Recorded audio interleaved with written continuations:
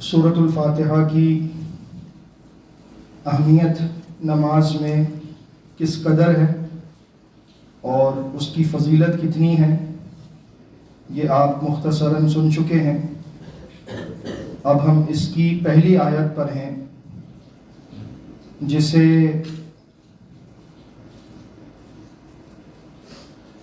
آپ سمجھ لیجئے کہ قرآن مجید کی جو ابتدا ہے وہ اللہ رب العزت کی تعریف کے ساتھ ہے۔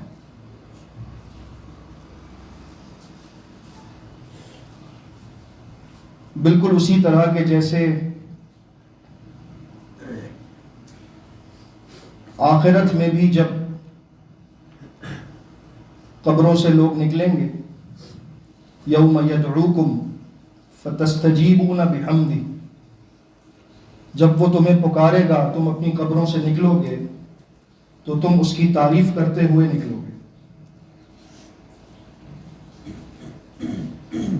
پھر جب جنتی جنت میں داخل ہوں گے تب بھی اللہ کی تعریف کریں گے، الحمدللہ الذی صدقنا وعدہ، سب تعریف اللہ کے لیے جس نے اس وعدے کو سچ کر دیا جو اس نے ہم سے کیا تھا۔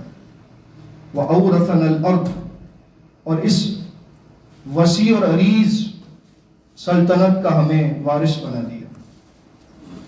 نَتَبَوَّأُ مِنَ الْجَنَّةِ حَيْثُ نَشَاءُ، ہم جہاں چاہیں جنت میں جا سکتے ہیں۔ فَنِعْمَ أَجْرُ الْعَامِلِينَ، تو نیک عمل کرنے والوں کا اجر دیکھ لو کتنا اچھا ہوا کرتا ہے۔ یہ سورہ زمر میں ہے، آخر میں۔ اور پھر اسی آیت میں، آخری آیت میں فرمایا وَقُضِيَ بَيْنَهُمْ بِالْحَقِّ، اور سب لوگوں کے درمیان حق کے ساتھ فیصلہ کر دیا جائے گا۔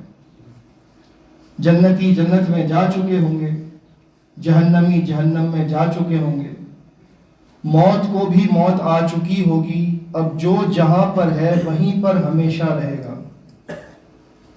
وَقِيلَ الْحَمْدُ لِلَّهِ رَبِّ الْعَالَمِينَ، اور سب سے آخر میں کہا جائے گا الحمد للہ رب العالمین۔ یہ وہی الحمد للہ رب العالمین ہے جس سے قرآن کی ابتدا ہے۔ یہ اتنا عظیم کلمہ ہے کہ اللہ کے نبی صلی اللہ علیہ وسلم نے فرمایا، صحیح مسلم کی حدیث ہے، والحمد للہ تملأ المیزان، اگر دل سے بندہ الحمدللہ کہہ دے، یعنی میری کوئی تعریف نہیں ہے، اگر کوئی آپ کو فائدہ پہنچتا ہے تو سب سے پہلے انسان کے ذہن میں کیا بات آتی ہے؟ شیطان کیا ڈالتا ہے؟ یہ میں نے کی ہے، یہ تیر میں نے مارا ہے، یہ ڈیل میں نے کی ہے، یہ تعلیم میں نے حاصل کی تھی، یہ کھیل میں نے کھیلا تھا، یہ کاروبار میں نے چمکایا تھا۔ یہ سب شیطان کا دھوکہ ہے، آپ کچھ بھی نہیں کر سکتے۔ الحمدللہ دل سے کہیے جب آپ کو کوئی خوشی ملے، کوئی کامیابی ملے، کوئی کامرانی ملے، سب تعریف اللہ کے لیے، یہ جو کچھ میں نے کیا رب کی توفیق سے ہے، میرا کچھ بھی نہیں ہے، میں نے کچھ بھی نہیں کیا۔ اگر آپ نے دل سے کہا الحمدللہ تو اللہ کے نبی صلی اللہ علیہ وسلم فرماتے ہیں تملأ المیزان، یہ تمہاری نیکیوں کے جو ترازو ہیں ان کو بھر دے گا۔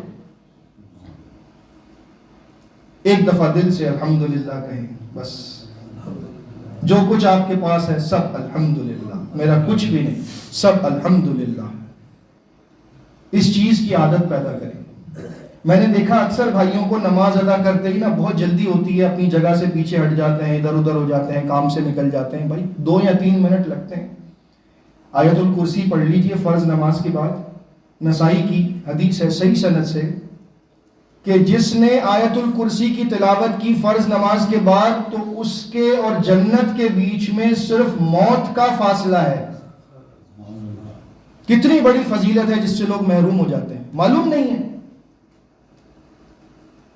پھر 33 مرتبہ سبحان اللہ، یعنی اللہ پاک ہے، اس میں کوئی عیب نہیں، سارے عیب میرے اندر ہیں، کھوٹ میرے اندر ہے، گناہ میرے اندر ہے، کمزوری میرے اندر ہے، میرے رب میں کچھ بھی نہیں، وہ پاک ہے۔ 33 دفعہ الحمدللہ، اسی طرح جیسے میں نے بتایا 33 دفعہ اللہ اکبر، اور آخری مرتبہ 100 پورا کرنے کے لیے لا الہ الا اللہ وحدہ لا شریک لہ لہ الملک و لہ الحمد وہو علی کل شیء قدیر. جس نے یہ کلمات فرض نماز کے بعد پڑھ لیے، کتنا ٹائم لگے گا اس میں؟ بہت کم. اس کے لیے کیا ہے؟ اس کے گزشتہ تمام گناہ معاف کر دیے جاتے ہیں. صحیح بخاری کی حدیث. تو تھوڑا سا بیٹھ کر تحمل کے ساتھ فرض نماز کے بعد 2-3 منٹ اللہ کا ذکر کر لیں، آپ کو اس کے فوائد دنیا اور آخرت دونوں میں ملیں گے انشاءاللہ. یہ تو ہو گیا الحمدللہ. اب ہے رب العالمین. یہ مسلسل 3 آیات ہیں جن کے اندر اللہ رب العزت نے اپنا تعارف پیش کیا ہے. پہلی آیت میں ہے تمام تعریف اللہ کے لیے ہے جو رب العالمین ہے، جہانوں کا پالنے والا ہے. عالم کسے کہتے ہیں؟ ایک تو عالم ہوتا ہے جو علم رکھتا ہے، ایک عالم ہوتا ہے. عالم کہتے ہیں، صرف زبر اور زیر کا فرق ہے. دیکھیں قرآن کے تلفظ میں اس کی الفاظ کی حروف کی ادائیگی میں کتنا فرق آتا ہے اگر آپ توجہ نہ کریں. عالم کہتے ہیں علم حاصل کرنے والے کو، اور عالم کہتے ہیں جس سے علم حاصل کیا جائے. تو دنیا کو عالم کیوں کہتے ہیں؟ کیونکہ اس دنیا کو دیکھ کر یہ علم حاصل ہوتا ہے کہ اس کا پیدا کرنے والا کوئی ہے. ایسے ہی نہیں چل گیا سسٹم سارا، یہ نظام ایسے ہی نہیں چلا.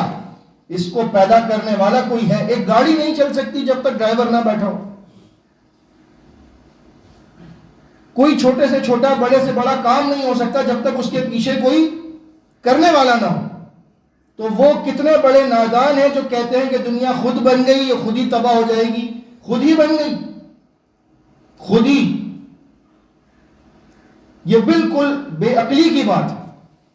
یہ سارا کا سارا نظام، اس کی ترتیب، اس کا نظم و ضبط، اس کا ڈسپلن یہ بتا رہا ہے کہ اس کے پیچھے جو طاقت ہے چلانے والی، وہ اس بات پر قادر ہے کہ اس نظام کو ادھر سے ادھر وہ ہونے نہیں دیتا. جتنا پانی بارش کا برستا ہے، جتنے ہزاروں لاکھوں ٹن سال کے اندر، اتنا ہی پانی دوبارہ سمندر کا کھارا پانی بخارات کی صورت میں دوبارہ آسمان کی طرف جاتا ہے اور بادل بن جاتے ہیں. پھر اسی پانی کو انہی بادلوں کے اندر کوئی فلٹریشن پلانٹ نہیں لگا ہوا، کوئی RO پلانٹ نہیں لگا ہوا، لیکن وہ کھارا پانی بخارات کی صورت میں جب اوپر پہنچتا ہے تو اندر میٹھا بنتا ہے، اور میٹھا بن کے پھر برستا ہے. یہ سسٹم کس نے لگایا؟ خود بن گیا. آپ کا کھارا پانی تو خود بخود میٹھا نہیں ہوتا. تو یہ کیسے ہو رہا ہے؟ اس کا بنانے والا کوئی ہے، اس سسٹم کو چلانے والا کوئی ہے، وہ رب العالمین ہے.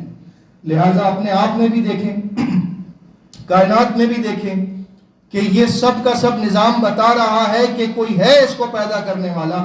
اسی لیے ہر چیز جو تخلیق کی گئی ہے کائنات میں اسے عالمین کہا جاتا ہے، کہ اس کو دیکھ کر معلوم ہوتا ہے کہ اس کا پیدا کرنے والا کوئی ہے. اس کا علم حاصل ہوتا ہے، اس کی طاقت کا اندازہ ہوتا ہے، اس سے محبت پیدا ہوتی ہے کہ جس نے یہ کائنات اتنی خوبصورت بنائی وہ خود کتنا خوبصورت ہوگا. جس کی کائنات میں اتنے رنگ بھر دیے گئے اس کی جنت میں کیسے کیسے رنگ بھرے ہوں گے. یہ ساری چیزیں ہمیں اللہ سے قریب کرتی ہیں. ہمیں چاہیے کہ قدرت پر غور کریں، غور و فکر کریں. نیچر کے اوپر جو کچھ آپ کو نظر آتا ہے، آسمان و زمین، کبھی سکون سے بیٹھ کر یہ سوچیں کہ یہ کیسی چھت اللہ نے بنائی آسمان کی جس کا کوئی ستون نہیں ہے. دنیا میں کوئی چھت ایسی نہیں جس کا ستون نہ ہو، اور یہ اتنی عظیم چھت ہے کہ جس کا کوئی کنارہ نہیں ہے لیکن ایک بھی ستون نظر نہیں آتا. یہ کیسے بن گئی؟ اس کا بنانے والا کتنا عظیم ہوگا.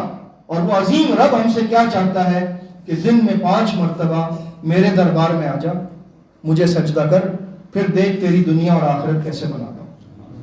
اللہ تعالیٰ ہمیں عمل کی توفیق عطا فرمائے. کل ہم انشاءاللہ الرحمن الرحیم پر بات کریں گے.